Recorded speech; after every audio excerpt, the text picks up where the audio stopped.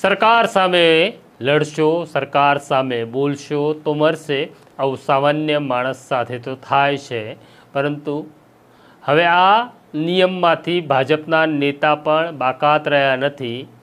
ભાજપના એક નેતાને સરકારે આપી છે લેન્ડ ગ્રેબિંગની નોટિસ, કારણ કે આ નેતાએ લોકોનો અવાજ બની લોકોની વાત સરકાર સુધી પહોંચાડવાનો પ્રયત્ન કર્યો. હવે આ નેતાએ જવાબ આપવાનો છે કે તેમણે લેન્ડ ગ્રેબિંગ કર્યું નથી. વૈષ્ણવજન તો તેને કહીએ જે પીડ પરાઈ જાનાને રે. નમસ્કાર, નવજીવન ન્યૂઝમાં તમારું સ્વાગત છે અને હું છું તમારો પ્રશાંત દયાળ.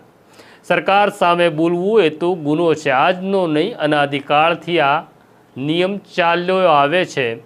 રાજા સામે બોલે એ પ્રજાનો સેવક હોય કે પછી પ્રજા હોય, એવો સેવક કે એવી પ્રજા રાજાને કોઈ દિવસ પસંદ નથી.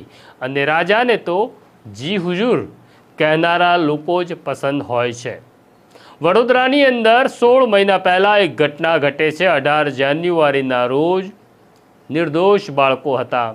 તેમને ખબર પણ નહોતી કે તેમનો ધર્મ હિન્દુ છે કે મુસલમાન. આ હિન્દુ અને મુસલમાન વડોદરાની એક સારી કહેવાતી શાળામાં સાથે ભણી રહ્યા હતા અને શાળા દ્વારા પ્રવાસનું આયોજન કરવામાં આવ્યું હતું. શિક્ષકો આ બાળકોને લઈને વડોદરાના હરણી તળાવ ઉપર આવે છે. ત્યાં બાળકોને બોટિંગ કરવું હતું. બાળકો ખુશ હતા, કારણ કે જિંદગીમાં પહેલી વખત તે બોટમાં બેસી રહ્યા હતા. પણ આ બાળકો અને તેમની સાથે રહેલા શિક્ષકને ખબર નહોતી કે આ બાળકો અને ની આ છેલ્લી સફર હશે, છેલ્લો પ્રવાસ હશે. 18 જાન્યુઆરીના રોજ પ્રવાસે આવેલા બાળકોની બોટ પલટી મારે છે, જેમાં 12 બાળકો, 2 શિક્ષિકાઓનું મોત થાય છે.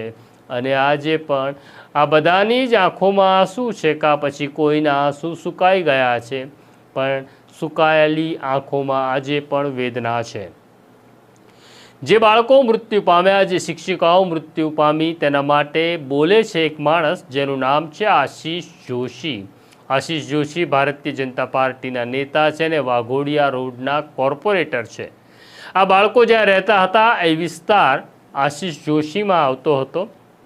આ બાળકો જે સ્કૂલમાં ભણતા હતા તે આશિષ જોશીના વિસ્તારની શાળા હતી. એટલે આશિષ જોશીને લાગ્યું મારી ફરજ છે, કારણ કે હું જનપ્રતિનિધિ છું, મારે બોલવું પડશે, મારે મારી સરકાર સામે લડવું પડશે. જ્યાં સુધી તમે રાજકારણમાં છો, તમારા આત્માને તમારે બંધ કબાટમાં મૂકીને આવવાનો, કારણ કે તમે મરદા હો તો જ રાજકારણમાં ચાલો છો. પણ આશિષ જોશીએ ભૂલ કરી, પોતાના આત્માને સાથે લઈને આવ્યા અને આત્માએ કીધું બોલવું તો પડશે, કારણ કે આપણે જે દરબારમાં જવાનું છે ત્યાં આપણે જવાબ આપવાનો છે. આશિષ જોશી આ લડાઈને આગળ વધારે છે.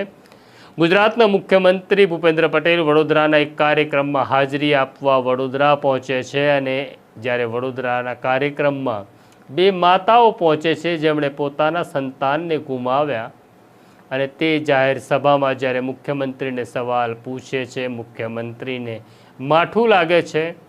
માઠું તેનું લાગવું જોઈતું હતું કે 16 મહિનાથી આ બાળકને ન્યાય મળ્યો નથી, પણ માઠું એ લાગે છે કે અમારા કાર્યક્રમની ફજીતી તમે કેમ કરી. ફજીતી કોણે કરી તેની તપાસ શરૂ થઈ તો સરકારને અને પોલીસને શંકા ગઈ કે આ બધાની જ પાછળ કોઈ વ્યક્તિ છે, તો એનું નામ છે આશિષ જોશી, જે વાઘોડિયા રોડના કોર્પોરેટર છે.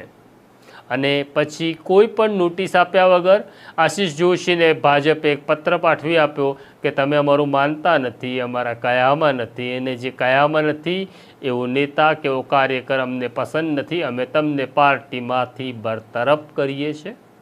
આશિષ જોશીને પાર્ટીમાંથી તો બરતરફ કરી દીધા, પણ આ સરકાર ખાલી વાત અહીંયા છોડતી નથી, તેની અંદર બદલો લેવાની તીવ્ર ભાવના છે. હવે આરપારની લડાઈ કરવી પડે, આશિષ જોશીને ખતમ કરવા પડે, બધી જ રીતના, શારીરિક, આર્થિક અને માનસિક રીતે. પહેલાં માનસિક રીતે તોડવા માટે તેમને ભાજપમાંથી કાઢી મૂક્યા.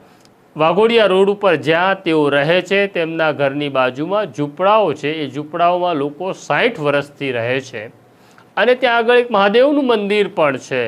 આ મહાદેવના મંદિરને અને આ ઝૂંપડાઓને વડોદરાના કલેક્ટર દ્વારા નોટિસ આપવામાં આવી કે તમારી સામે લેન્ડ ગ્રેબિંગનો ગુનો કેમ દાખલ નહીં કરવો. તમે જવાબ આપો, કારણ કે આ સરકારી જમીન છે, તેની ઉપર તમે વર્ષોથી રહો છો. હા, એ વાત સાચી છે, આ સરકારી જમીન ઉપર આ ઝૂંપડાવાળા અને આ મંદિર 60 વર્ષથી છે. પણ લેન્ડ ગ્રેબિંગની નોટિસમાં હવે આશીષ જોશીનો પણ વારો સરકારે કાઢી નાખ્યો. તેમને પણ કહ્યું તમે લેન્ડ ગ્રેબિંગ કરો છો. તો સવાલ એવો છે કે આશીષ જોશીનું જે ઘર છે એ તો કાયદેસરનું છે, તો લેન્ડ ગ્રેબિંગની નોટિસ કેવી રીતના આશીષ જોશીને મળે? આશીષ જોશીની ભૂલ એવી છે કે ત્યાં મહાદેવનું મંદિર છે અને મહાદેવના મંદિરના કેમ્પસમાં આશીષ જોશી પોતાની કાર પાર્ક કરતા હતા.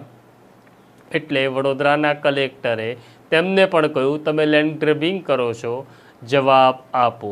વડોદરાના કલેક્ટર પાસે બીજો કોઈ વિકલ્પ નથી, કારણ કે તે પણ બીજા અધિકારીઓની જેમ લાચાર છે. ઉપરથી આદેશ આવ્યો એટલે તો કામ તો કરવું પડશે. નિયમ પ્રમાણે થાય કે નિયમ બહાર થાય, પણ સજા આપવાની છે એ નક્કી છે. છતાં નિયમ પ્રમાણે આશીષ જોશી ઝૂંપડાવાળા અને મંદિરના પૂજારીને કલેક્ટરે કહ્યું છે તમે જવાબ આપો કે તમારી સામે લેન્ડ ગ્રેબિંગ કેમ દાખલ નહીં કરવું. હવે આશીષ જોશી એક નવી લડાઈ પણ લડશે. સમયનું કામ કરતો રહેશે. આશીષ જોશીને મહાદેવ ઉપર ભરોસો છે, તે મહાદેવના સેવક છે. જોઈએ આ સરકાર હવે આ મહાદેવના સેવકને કેટલું કનડવાનું કામ કરે છે, કારણ કે આ મહાદેવના સેવક આશીષ જોશીએ હરણીમાં માર્યા ગયેલા 12 બાળકો અને 2 શિક્ષકોનો અવાજ બનવાનો પ્રયત્ન કર્યો. તમે ભારતીય જનતા પાર્ટીમાં હો તો તમારા આત્માને તાળામાં બંધ કરીને રાખજો. સાચું બોલતા નહીં, લોકોની વાત કરતા નહીં, નહીં તો તમારી સામે પણ આ જ પ્રકારના ગુના દાખલ થતા રહેશે. તો આ છે ભારતીય જનતા પાર્ટીનો અસલી ચહેરો, જે તમારે પણ જોવો જોઈએ. આ પ્રકારની સ્ટોરી જોવા માટે નવજીવન ન્યૂઝ જોતા રહો, લાઈક કરો અને શેર કરો. મને અને મારા સાથી કલ્પેશ ચાવડાને રજા આપો એ પહેલાં એક ફરિયાદ છે તમારી સામે કે તમે બેલ આઇકોન દબાવતા નથી, તો બેલ આઇકોન દબાવી દો. નમસ્કાર. વૈષ્ણવજન તો તેને